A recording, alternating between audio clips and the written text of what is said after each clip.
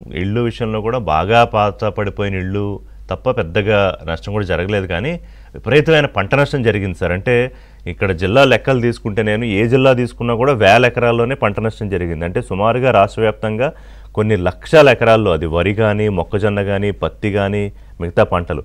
మరి ఎట్లా ఇప్పుడు రైతుల విషయంలో ప్రభుత్వం ఎలా ఆదుకోవాలి? ఇప్పటిదాకా అయితే ఒక కార్యక్రమం చేశారు ముఖ్యమంత్రి. బట్ ఇక్కడి నుంచి అసలైన కార్యక్రమం ఉందా? వాళ్ళని ఆదుకునేది ఎట్లా? వాళ్ళ కన్నీళ్ళు తుడిచేది ఎలా?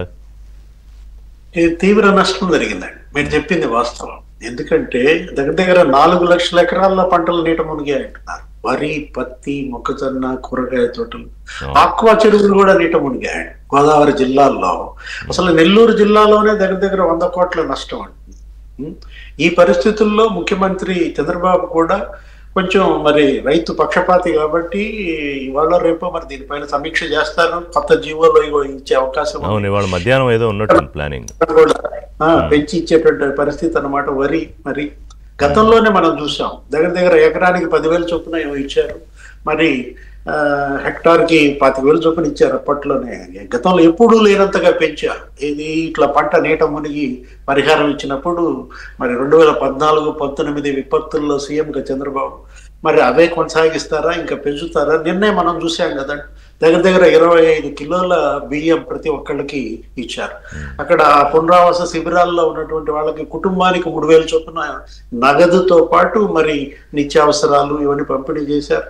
ఆ వేట వల్ల ఆ నిషేధం ఏది, వేటకెళ్ళని మత్స్యకారులు వాళ్ళకి 50 కిలోల బియ్యం ఏమో ఇవ్వమన్నట్టున్నారు.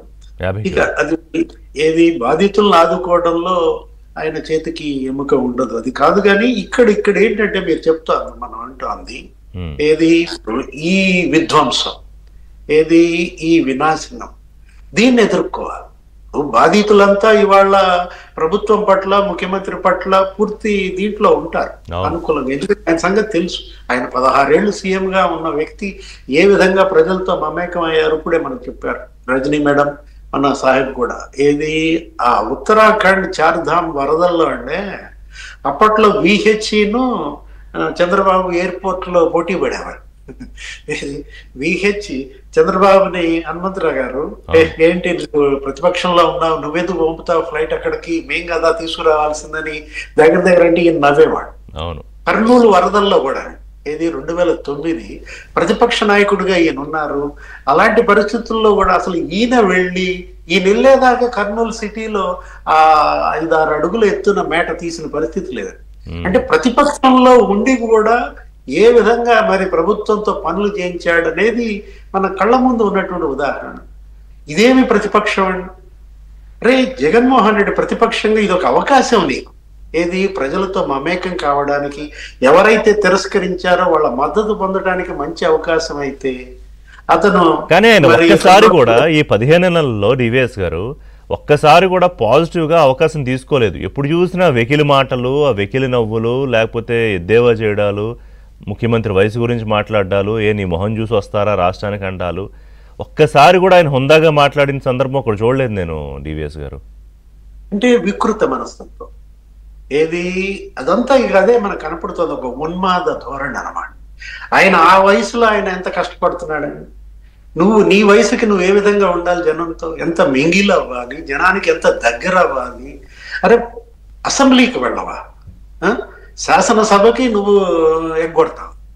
అసలు దేశంలో రిషి గారు ఏ రాష్ట్రంలో అన్నా ఇలాంటి ప్రతిపక్షాన్ని చూసావా, ఇలాంటి నాయకుడిని చూసావా? ఇప్పుడు రాహుల్ గాంధీ ఉన్నారు, ఆయన లోక్సభలో ప్రధాన ప్రతిపక్ష నాయకుడిగా. మోడీ విదేశాలకు వెళ్తుంటే ఆ విదేశాలకు వెళ్ళి ఏమన్నా మెయిల్స్ పంపిస్తారా? ఇది ఎక్కడికి పోవాలంటే సింగపూర్ వెళ్తే వాడెవడో మురళీకృష్ణ అనేవాడు 200 మెయిల్స్ పంపాడంట. వాడెవడో ఉదయ్ భాస్కర్ అనేవాడు జర్మనీ నుంచి, ఉదయ్ భాస్కర్ రెడ్డి ఒక 200 మెయిల్స్ పంపి ఏపీఎండిసి బాండ్స్ కొనద్దు అంటాడు.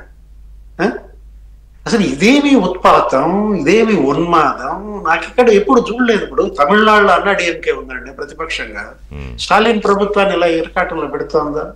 తెలంగాణలో బీఆర్ఎస్ ఉంది, ఇట్లాంటి తప్పుడు మెయిల్స్ పంపిస్తారండి. తమిళనాడులో, కర్ణాటకలో వాళ్ళ ఫైట్ ఏంటి? గూగుల్ లాంటి సంస్థలు ఏపీకి వచ్చేసాయి, మనకెందుకు రాలేదని వాళ్ళ అభివృద్ధి కోసం కొట్లాడుకుంటున్నారు. ఇలా దిక్కుమాలిన గొడవలు కాదు.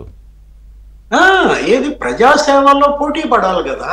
ఆ, ఇప్పుడు అదే నేను అంటుంది, ఏది చంద్రబాబు ప్రతిపక్షంలో ఉండి ప్రభుత్వంతో పోటీ పడ్డాడు విపత్తు బాధితులను ఆదుకోవడంలో. ఇందాక రజని చెప్పింది ఏంటి, ఆ ఉత్తరాఖండ్ ఆ చార్ధామ్ యాత్రికులను ఇక్కడికి తీసుకురావడంలో ఎక్కడ దేశంలో కాదు, ప్రపంచంలో తెలుగాళ్ళకి ఎక్కడ ఆపద వచ్చినా వీళ్ళు వెళ్ళి ఏ విధంగా ఆదుకుంటారు ఏంటి స్ఫూర్తిగా తీసుకోవాలి కదా. నువ్వు ఇంకా ఏదో నేను ఇంకా ఒకటి పార్టీని నడపాలనుందా, పార్టీని పీకేయాలనుందా? జగన్మోహన్ రెడ్డి ఏంటి ఏం చేయాలనుకుంటున్నాడు? దురదృష్టం అండి ఇలాంటి ప్రతిపక్షం, ఈ విధమైనటువంటి ప్రజాప్రతినిధి. ఇప్పుడు మంత్రులు ఋషి గారు, ఉమ్, జగన్మోహన్ రెడ్డి హయాంలో మంత్రులు ఎలా పనిచేశారు, ఇప్పుడు మంత్రులు ఎలా పనిచేస్తున్నారు, అప్పుడు ఎమ్మెల్యేలు ఎలా పనిచేశారు, ఇప్పుడు ఎమ్మెల్యేలు ఎలా పనిచేస్తున్నారు. ఇదే ఈ విపత్తే చూడండి, ఈ తుఫాన్లోనే అవును. కొట్టిపాటి రవికుమార్. అరే బుడమేరు బాధితుల్లో అయితేనండి ఆ వరదల్లో సత్యకుమారు, నిమ్మల రామానాయుడు, గొట్టిపాటి రవికుమారు, హోంమంత్రి అనిత, మంత్రి లోకేష్, మంత్రి సవిత. అరే ఇప్పుడు ఆ రోజు బుడమేరు పొంగినప్పుడు అంటే గడ్లు పూడ్చిగానే నువ్వు రావద్దన్నారు. ఎవరిని? రామానాయుడు. ఆయన వర్షంలో చేశాడు ఆయన. అవును, వర్షంలో నాకు గుర్తుంది. గండ్లు పూడ్చినాక వచ్చాడు, వచ్చి మళ్ళీ సీఎం కి కనపడ్డాడు ఆ రోజు బెజవాడ వరదల్లో. అంటే మంత్రి అంటే అదేమన్నా పెద్ద సింహాసనమా? ఇప్పటికీ చంద్రబాబు ఏమని చెప్పుకుంటారు, కూలీ నంబర్ 1 అని చెప్పుకుంటాడు. ఇతనేమో నేను ఏదో చక్రవర్తిని అనుకుంటాడు, ప్యాలెస్ దాటి బయటికి రాడు. అంతే కదా. ఆయన మరి ప్యాలెస్ లో ఉంటారు, ఆయన 770 కోట్లు ట్యాక్సులు కడతారు, ఆయన చక్రవర్తే కదా టీవీఎస్ గారు. మీరు ఇలా తక్కువ చేసి మాట్లాడతారు.